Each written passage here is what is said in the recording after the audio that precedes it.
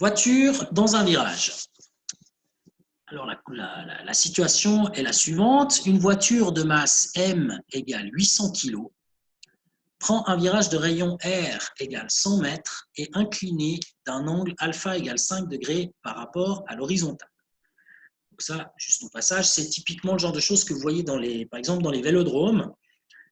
Vous avez donc dans les virages la piste qui s'incline pour favoriser la rotation en fait.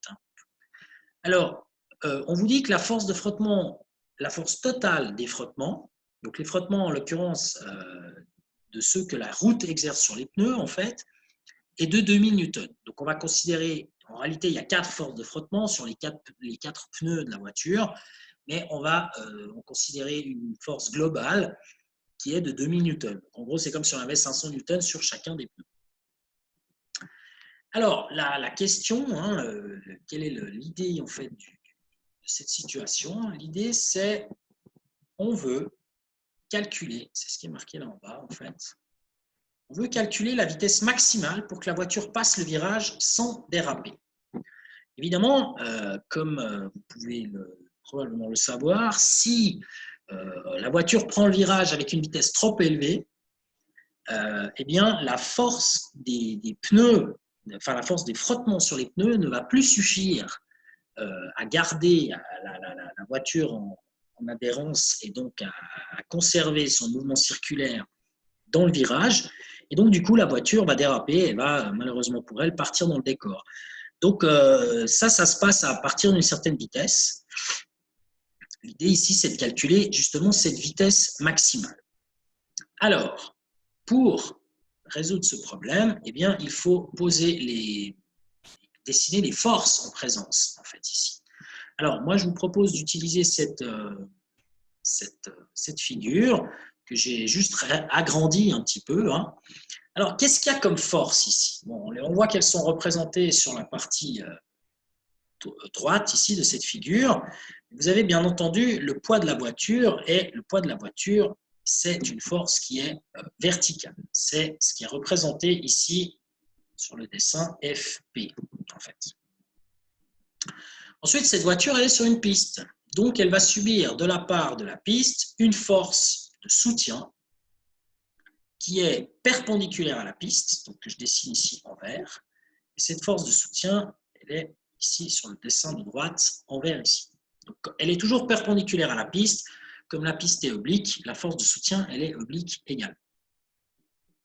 Alors maintenant, il y a une troisième force qui intervient, c'est la force globale des frottements. En fait. Alors, la force globale des frottements, c'est une force, il faut se représenter ici la tendance.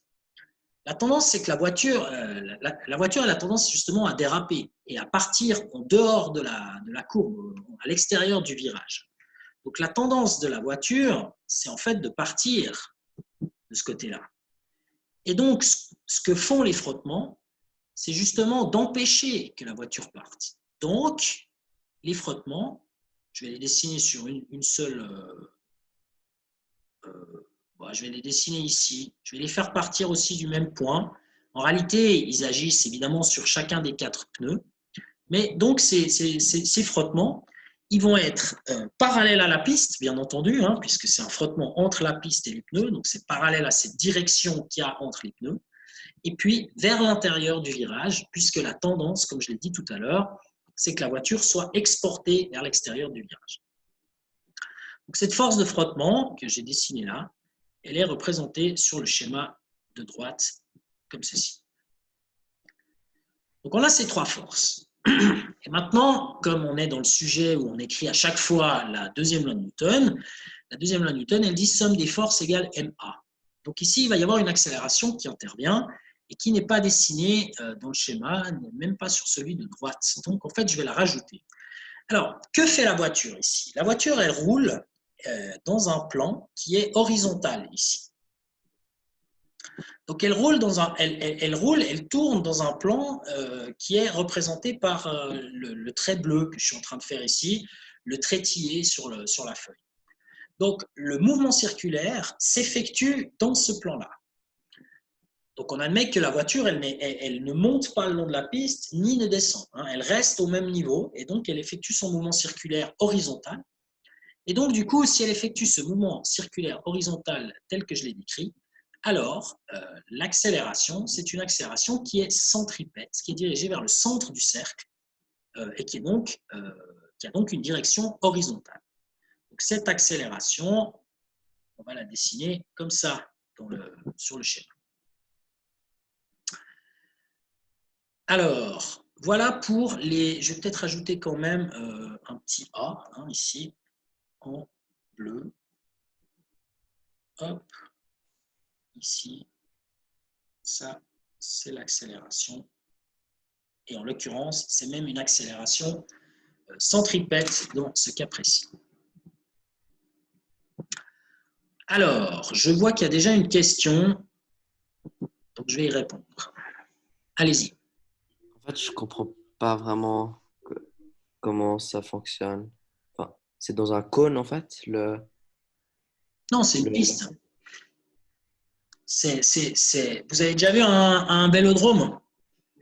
Comme par exemple non. au stade à Lausanne, à côté du stade. Vous allez, la piste, elle est plate. Puis dès qu'il y a un virage, elle commence à s'incliner comme ça. Je ne sais pas si vous voyez ce que je suis en train de faire. Oui, oui. Ben, la voiture, ça c'est la piste. La route, elle est comme ça, quoi. Mhm. Mais du coup, pourquoi est-ce que la voiture a tendance à aller vers l'extérieur du cercle? Bon, ben ça, c'est la nature. C'est ce qu'on appelle la force centrifuge. C'est à cause c'est-à-dire que s'il n'y a pas une force qui la ramène à l'intérieur, eh bien, qui en l'occurrence ici est la combinaison de la force de soutien et du poids et aussi de la force de frottement, eh bien, du coup, elle a tendance à partir, pas vers l'extérieur du cercle, mais elle ne suit plus le virage en fait. Donc elle sort de la route. Ah, C'est ça que mais j'ai voulu dire par extérieur du virage. En fait. Elle sort de la route. je pensais que la force de frottement, ce serait plutôt... Enfin, que la force de frottement, c'est la force qui projette la voiture en avant. En avant, ah non, les frottements, justement. Donc là, les frottements, il y a, si vous voulez, ouais, oui, je comprends ce que vous voulez dire, effectivement. Alors, là, je fais une petite parenthèse, je comprends ce que vous voulez dire. Alors, je vais aller chercher ça, et puis on va mettre un nouveau truc. Alors, effectivement, bon, là, je fais ce que je peux, hein, je dessine un peu comme je peux, mais vous avez raison. Si vous avez une roue qui est comme ça et qui tourne donc dans cette direction, de manière à avancer dans cette direction, je ne dessine pas le reste de la voiture, et que vous avez donc le sol qui est là en dessous, tac. Alors, effectivement, la voiture, elle exerce, la roue, pardon, exerce une force sur la piste. Là, en bleu, c'est la force que la roue exerce sur la piste. Et Oui. puis, en réaction, la piste exerce une force de frottement qui va vers l'avant et qui pousse finalement la voiture. Donc, c'est clair que c'est parce que… Bon, là, j'ai mal dessiné parce qu'elle devrait être de même taille, hein, évidemment, Mm. la même longueur. Mais je crois que vous avez compris le principe. Donc, ça, c'est l'histoire de action-réaction. C'est le même principe que quand on marche. Effectivement, si la route elle est complètement gelée, la force rouge ici, il n'y a aucune adhérence. Donc, du coup, s'il n'y a pas de force rouge, il n'y a pas non plus la force verte. Il n'y a pas de réaction. Donc, notre voiture, elle patine, elle roule sur place. Mais ça, ce n'est pas ce qui va l'empêcher ou pas l'empêcher justement de sortir du virage. Donc, pour ça, nous, ce qui nous intéresse dans notre cas ici, c'est une autre force de frottement qui agit de manière transversale à la roue et surtout à la route. C'est-à-dire que vous avez, dans notre situation, la piste, même si je la fais horizontalement comme ça, avec ici le pneu, hein, vu de face cette fois. Hein. Vous avez le pneu qui est vu de face. Eh bien, si vous avez une tendance, on va dire, ce n'est pas une force que je suis en train de dessiner, mais si vous avez là une tendance à ce que la roue aille contre ici, eh bien, il va s'effectuer une force de frottement qui ira dans le sens contraire. Et donc, cette flèche rouge, ça représente la tendance qu'a la roue à partir à droite. J'aurais pu la faire à gauche, mais j'ai décidé de faire à droite. Et par contre, cette force jaune, là, cette fois, elle existe. C'est la force de frottement qui s'exerce entre le pneu et la route et qui s'oppose au fait, justement, que la roue parte à droite. Ok. Et là, elle doit s'opposer. Dans notre cas de figure, ça doit s'opposer. Si je reprends, hop, truc, ah bah toutes les forces sont disparues, c'est ballot. Mais elle doit s'opposer, cette force, que je vais quand même redessiner ici en jaune. Elle doit s'y opposer parce que justement, la voiture, pardon, elle garde sa position en arc de cercle sur la route. C'est-à-dire qu'elle suit le virage sans sortir de la piste. Donc, il y a cette force de frottement qui a tendance à la ramener au centre, en plus de la force de pesanteur et du soutien. C'est en fait l'ensemble des trois, la résultante des trois, qui a tendance à provoquer une accélération vers le centre, qui est donc une accélération centripète, comme on va le voir dans un tout petit moment. Ok, merci. Je vous en prie. Alors, ça c'était Mathéo. Il me semble avoir vu une autre main se lever. Mais je ne vois plus. Alors, il n'y a plus de questions? Ah si, Mathieu. Voilà, Mathieu. Ouais. Est-ce qu'il y a aussi une force de frottement qui va vers l'arrière de la voiture? Oui, mais elle n'est pas due à la piste. Elle est due à l'air, en fait. C'est l'aérodynamique, en réalité. Donc oui, elle existe. Mais on la néglige ici. Hein.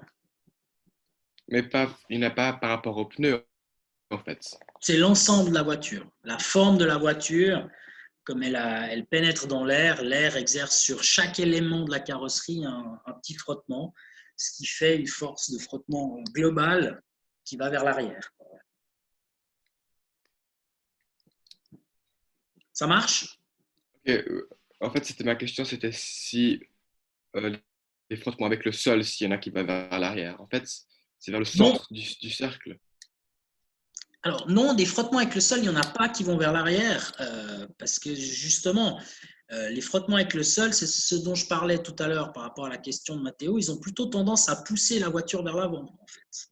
C'est l'adhérence des pneus avec le sol, en fait. La voiture, elle ne glisse pas sur le sol. Donc, il n'y a pas de frottement qui retient la voiture sur le sol, puisqu'elle n'est pas en glissement. Tandis que là, elle a tendance à glisser, justement, à glisser vers l'extérieur. Donc, il y a une force de frottement que j'ai dessinée en jaune qui s'oppose en fait au fait qu'elle glisse vers l'extérieur. Mhm. Ça joue? Ok, oui, merci. Oui, merci. De rien. Alors, est-ce qu'il y a encore une question? Pour l'instant, il n'y a pas. Ok. Alors, donc, j'espère vous rappeler un petit peu les forces que j'ai dessinées. Bon, elles sont toujours dessinées là. La seule qui convient véritablement de rajouter, qui n'est pas une force en réalité, c'est l'accélération. Je répète, c'est une accélération qui va vers le centre du cercle et qui va donc comme ceci. Donc là-dedans, vous voyez qu'on a 4 vecteurs. Un vecteur accélération et un vecteur poids qui sont respectivement horizontaux et verticaux. Et puis, on a la force de frottement et le soutien qui sont entre eux perpendiculaires aussi. Alors, l'idée dans ce problème, c'est de... donc, je vous rappelle qu'on calcule la vitesse maximale que peut avoir la voiture sans sortir de piste. Alors, c'est là que je vais prendre mes feuilles, en fait, hein, mon complément. Et donc, j'aurais écrit les choses à ma manière. Ah, peut-être que je vais enlever quand même ça, voilà. C'est-à-dire, j'écris la deuxième loi Newton sur la voiture. Donc, il y a ces trois forces qui interviennent, hein, dont on a parlé, le poids, la force de frottement et la force de soutien. Et d'après la deuxième loi Newton, tout ça, c'est égal à m fois a. Alors, ce qu'il faut faire, c'est choisir un système d'axes sur lequel projeter ces forces de manière à avoir leurs composantes selon x et selon y, qui est donc évidemment le système d'axes qu'on choisit. Alors, ce système d'axes qui est choisi dans la figure, il a été choisi parallèlement à la piste. Donc, on a choisi ce système comme ça. Je vais peut-être faire en violet. Voilà. Donc, on a choisi l'axe X comme ceci et l'axe Y comme ceci. Donc, voilà nos deux axes, X et Y. Et donc, là-dedans, on voit que la force de frottement, elle est parallèle à l'axe X et la force de soutien, elle est parallèle à l'axe Y. Je vais quand même les écrire, ces axes. Tac, comme ça, voilà. Donc là, il s'agit de l'axe X et puis ici, de l'axe Y. Voilà. Alors, pour calculer les composantes de FF et de S, ça va être relativement facile, en fait. Par contre, ce qui va être un petit peu plus difficile, c'est en ce qui concerne le poids et l'accélération. Alors là, il va falloir faire intervenir l'angle. Alors, vous voyez, le poids, il part d'ici. Et puis, nous, ce qu'on cherche, c'est sa composante qui est parallèle à X, c'est-à-dire la composante comme ça. Alors, cette composante, ici, là en bas, on retrouve l'angle alpha de l'inclinaison de la route, en fait, de la piste. Donc, ce qu'on cherche, nous, c'est la partie selon X, c'est-à-dire la partie qui est l'opposé, on va dire, à l'angle alpha. Donc, si c'est l'opposé, il faut donc utiliser le sinus de l'angle alpha dans la composante selon X. C'est la raison pour laquelle, ici, j'ai écrit P fois sinus alpha pour la composante selon X. En ce qui concerne la force de frottement, elle est directement selon X, donc c'est tout simplement plus FF pour la force de frottement, comme vous pouvez le voir ici, plus FF, là. Et puis pour ce qui est de la force de soutien, elle est perpendiculaire à la piste, donc sa composante selon X qui est parallèle à la piste, ça donne 0. Maintenant, si je regarde ce qui se passe pour l'accélération, là aussi c'est un petit peu difficile. L'accélération, donc je vais la représenter en bleu comme j'ai fait tout à l'heure. Elle est ici, cette accélération, horizontale ici. Donc là, vous avez l'accélération et vous retrouvez dans la figure, donc là, ça c'est l'accélération, et ici, vous retrouvez l'angle alpha. Donc nous, ce qu'on cherche, c'est la composante de l'accélération qui est parallèle à X. Donc pour obtenir ceci, ce que vous devez faire, c'est projeter la pointe de l'accélération de manière perpendiculaire sur l'axe X, c'est-à-dire sur la piste. Et ce qui nous intéresse ici, c'est, je ne vais peut-être pas utiliser ce genre de bleu, un autre bleu, celui-là peut-être. Hop, voilà. C'est la composante, c'est ce vecteur-là, cette partie-là. Alors, cette partie-là, par rapport à l'angle alpha, c'est le côté adjacent. Donc, qui dit adjacent dit utilisation en trigonométrie du cosinus. Et c'est la raison pour laquelle, ici, vous avez donc, dans la partie droite de la deuxième de Newton, m fois a fois, fois le m fois a fois le cosinus de l'angle alpha. Donc, voilà pour cette équation sur x. Alors, sur Y, en réalité, ça ne va pas nous être utile, mais ça pourrait. Alors, pour, on va dire, la forme, on va faire le calcul pour établir l'équation sur Y. Alors, sur Y, cette fois, en ce qui concerne la force de pesanteur, eh bien, nous, ce qu'on veut, c'est la partie du poids qui est perpendiculaire, qui est parallèle, à l'axe Y, c'est-à-dire cette partie du triangle. Cette partie du triangle, elle est adjacente à l'angle alpha. Donc, qui dit adjacent dit cosinus. Donc, on va utiliser P fois cosinus de l'angle alpha. Et puis, en plus, comme Y pointe vers le haut et que le poids pointe vers le bas, et bien, du coup, apparaît dans la formule moins P cos alpha. C'est ce que vous avez ici. Moins P cos alpha. Pour ce qui est des frottements, eh bien, les frottements, eux, ils sont parallèles à X. Donc, il n'y a pas de frottement parallèle à Y, c'est 0. Et puis, la force de soutien, elle est parallèle à Y et dans le même sens que Y. Donc, sa projection, c'est tout simplement S. Raison pour laquelle, ici, vous avez donc plus 0 pour les frottements pardon, plus 0, je vais y arriver, plus 0 pour les frottements, et puis S pour la force de soutien.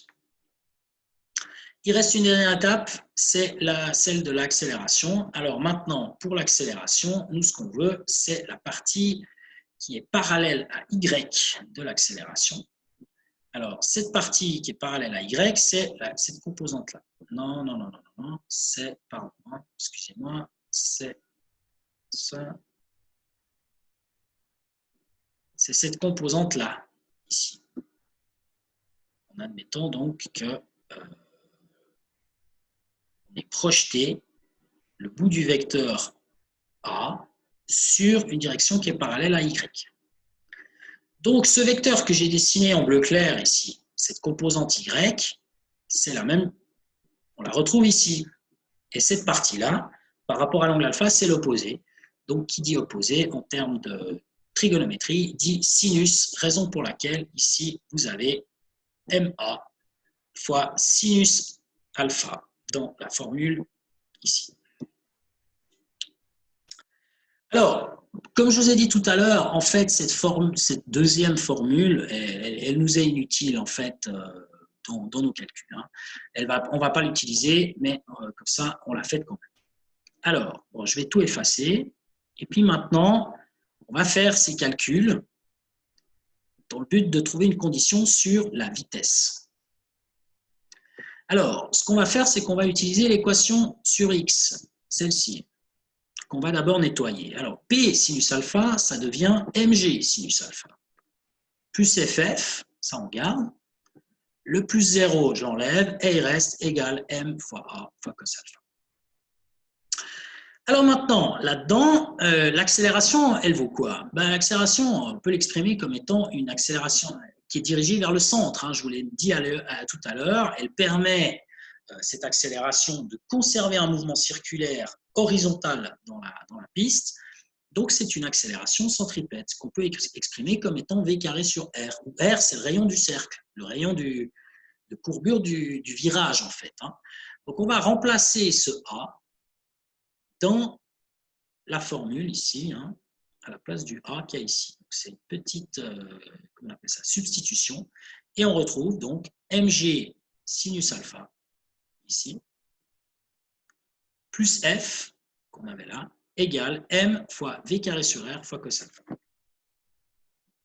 Alors là, on a notre équation pour v, parce qu'il n'y a plus qu'à la manipuler un petit peu, parce qu'en fait, eh bien, là-dedans, on est censé tout connaître. Hein. On vous donne la force de frottement, on vous donne l'angle, on vous donne la masse de la voiture, donc on connaît tout. Il suffit là-dedans d'isoler la vitesse. Alors, pour isoler la vitesse, il faut se débarrasser de tout le reste à droite. C'est-à-dire que, dans un premier temps, j'ai multiplié par R. Ah, mais mince. Pardon. Vous multipliez par R ici. Donc, tout ce qui est à gauche, mg sinus alpha, ça devient mg r sinus alpha. Et puis ff, ça devient ff fois r. Et puis maintenant, il faut se débarrasser de m et de cos alpha. Donc, on divise par m cos alpha. C'est ce qu'on a ici. Le résultat obtenu, on peut aussi tout à fait mettre en évidence R, puisqu'il apparaît dans les deux termes du haut. C'est ce que j'ai fait là, je l'ai mis en évidence. Et il reste fois mg sinus alpha, et puis plus ff. Alors attention, maintenant, c'est diviser tout ça par m cos alpha. Donc maintenant, si je distribue, hein, je fais donc m cos alpha pour le premier terme, ça me donne ça.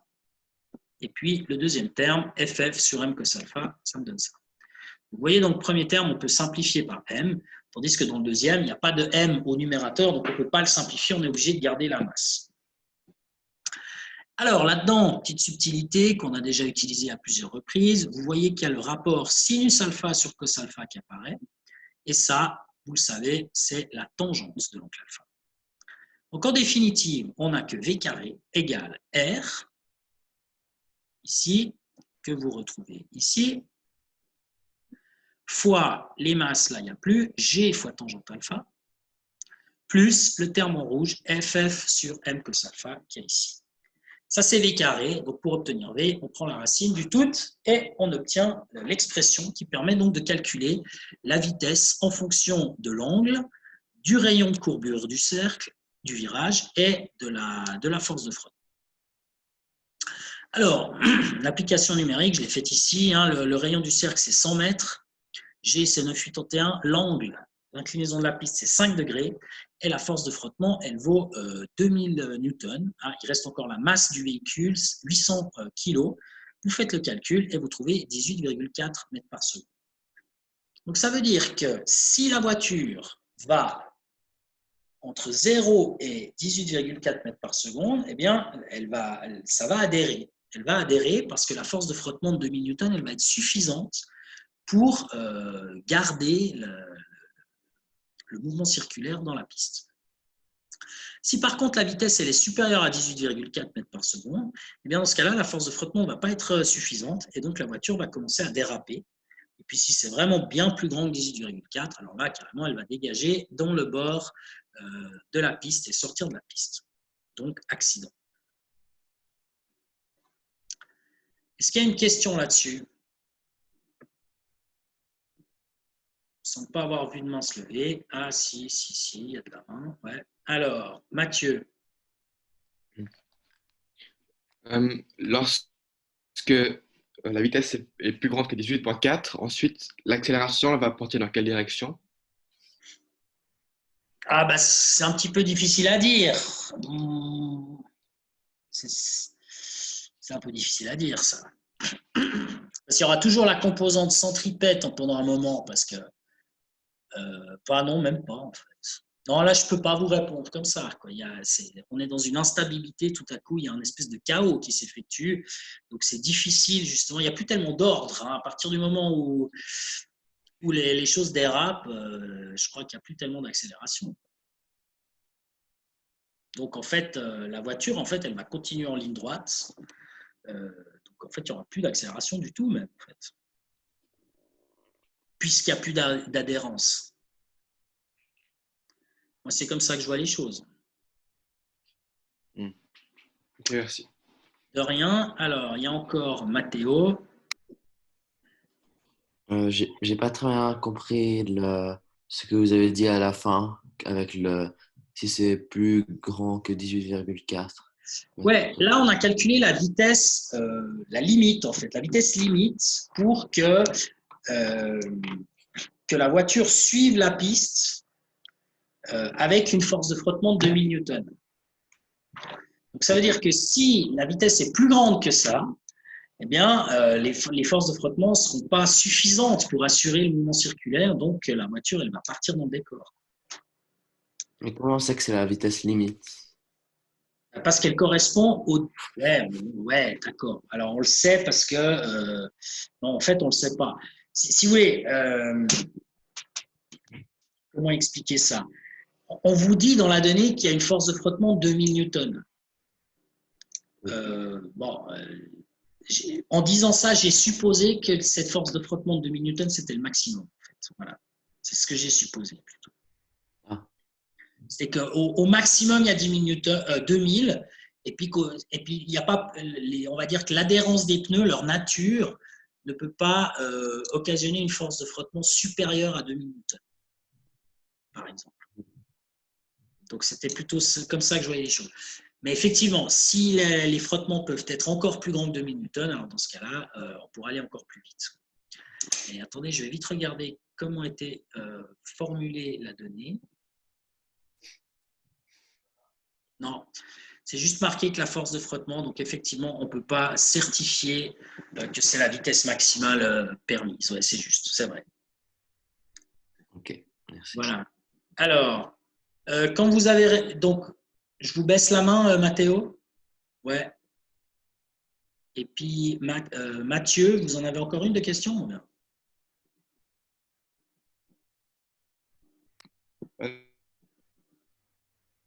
Attendez. Voilà. Mathieu? Non, je n'ai pas de questions. Ok. Est-ce que vous n'aviez pas baissé la main? Alors, je la baisse, là, c'est bon. Ok. Alors, il y en a d'autres? Non, il n'y en a pas d'autres. Alors, maintenant, il faudrait que je termine. J'ai 8 minutes, donc mais c'est relativement vite fait. Je vais y arriver. Hein. Alors, la dernière partie, la deuxième question, c'est la suivante. Elle est où? Voilà, ici. Donc maintenant, imaginons que la même voiture passe un autre virage qui est le même rayon, donc de toujours 100 mètres, mais qui ne soit pas forcément avec la même inclinaison, donc pas forcément 5 degrés. Et surtout, imaginons que la route est gelée, c'est-à-dire qu'il n'y a aucun frottement qui maintient la voiture sur sa trajectoire. Mais il y a quand même la force de soutien et la force de pesanteur qui agissent. Alors maintenant, ce qu'on veut, c'est calculer quelle doit être l'inclinaison de la route pour que la voiture elle puisse passer quand même, malgré qu'il n'y ait pas de frottement. Alors, pour faire ce calcul, eh bien, c'est relativement facile en réalité. On va prendre le même raisonnement que tout à l'heure, sauf que si la route est gelée, ben, du coup, il n'y a pas de frottement. Donc, ça veut dire que dans notre formule qu'on avait... Qu'est-ce que je pourrais mettre en fait? Ben, voilà, qu'il y avait ici. Dans la formule 1 qu'on avait établie, hein, la projection selon l'axe X, eh bien maintenant, on va considérer que cette force de frottement ici, elle est égale à 0. Puisque la route est gelée, il n'y a pas de frottement. Donc, qu'est-ce qui nous reste? Ben, il nous reste mg sinus alpha à gauche, il n'y a plus de frottement, égale m fois a fois cos alpha. Et puis le a, eh bien, on va utiliser comme tout à l'heure v carré sur r. Alors, qu'est-ce qu'on obtient? On obtient à gauche, allez, à gauche, ici, voilà, mg sinus alpha, là, et puis à droite, mv carré sur r fois cos alpha. C'est la même équation, mais dans laquelle on a enlevé la force de frottement. Alors maintenant, nous, on veut une condition sur l'angle. On veut l'angle, en fait.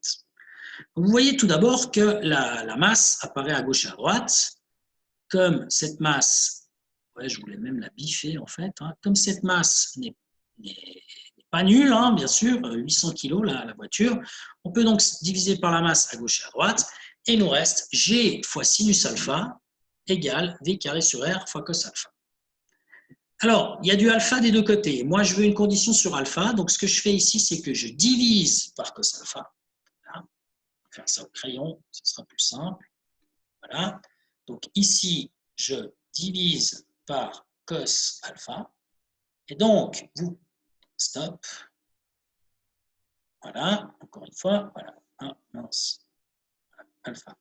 Alors, vous voyez qu'à gauche, il reste G sinus alpha sur cos alpha, puisqu'on a divisé par cos alpha, et qu'à droite, il reste V carré sur R ici. Alors maintenant, je vais encore me débarrasser du G, donc je divise encore par G. Et il me reste, sachant que là, on a sinus alpha sur cos alpha, on le retrouve ici, égale V carré sur R sur G, ce qui fait donc V carré sur RG. Il se trouve que le sinus sur le cosinus, ça fait la tangente. Donc, on a tangente alpha égale V carré sur RG. On applique la tangente inverse. C'est ce que j'ai fait à l'étape du dessous. Alpha égale tangente inverse de V carré sur RG. Et donc, notre but, c'est de trouver quel est l'angle pour que la voiture puisse passer avec la même vitesse, c'est-à-dire avec les 18,4 qu'on avait trouvé à la première partie. Donc, on prend cette vitesse de 18,4, on n'oublie pas de la mettre au carré, et puis on divise par le même rayon de courbure, puisque c'est précisé que c'est un virage qui a le même rayon, de 100 mètres, et puis G équivaut 9,81. On fait le calcul, et cette fois, on trouve un angle qui est beaucoup plus grand. Hein. Tout à l'heure, c'était, avec les frottements, un angle de 5 degrés suffisait. Maintenant, il faut un angle de 19 degrés. Il faut un angle bien plus grand pour assurer le mouvement circulaire dans le virage. Et ça, ce n'est pas étonnant parce que s'il n'y a plus de force de frottement, eh bien dans la figure ici, vous n'avez plus que deux forces. Vous n'avez plus que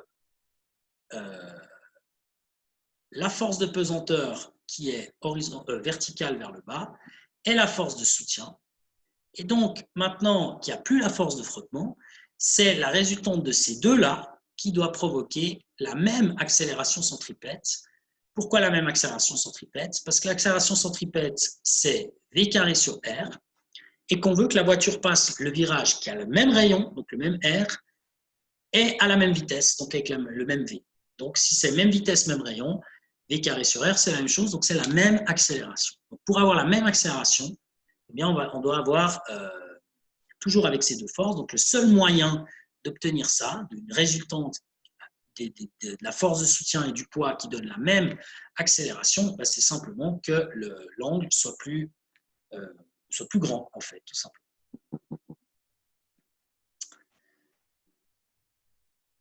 Voilà pour cette théorie. Je ne sais pas s'il y a des questions. Bien. Ouais, Mathieu.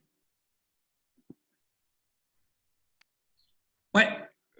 Si on augmente énormément la force de frottement, ensuite il y a l'accélération centripète qui va aussi augmenter. Et ça veut dire que la voiture tournera plus vite dans le cercle, En fait, ce n'est pas tout à fait la bonne logique. C'est plutôt, si la force de frottement augmente, alors on peut avoir une accélération centripète plus grande. Parce que la force de frottement, elle ne va pas augmenter pour le plaisir.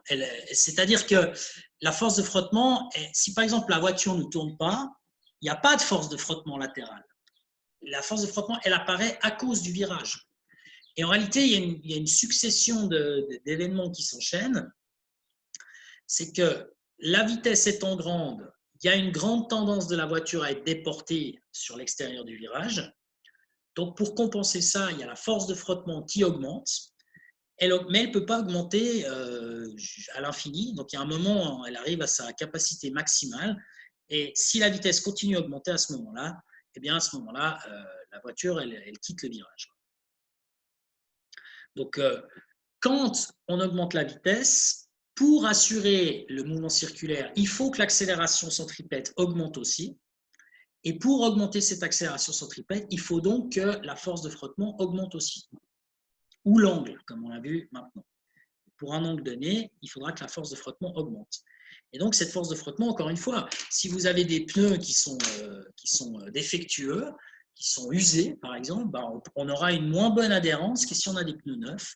Et donc, du coup, il y a aussi la température qui entre en ligne de compte. Il y a plein de facteurs. C'est pour ça que les voitures de Formule 1, je ne sais pas si vous avez déjà vu, au début d'un Grand Prix, elles font des zigzags pour chauffer les pneus.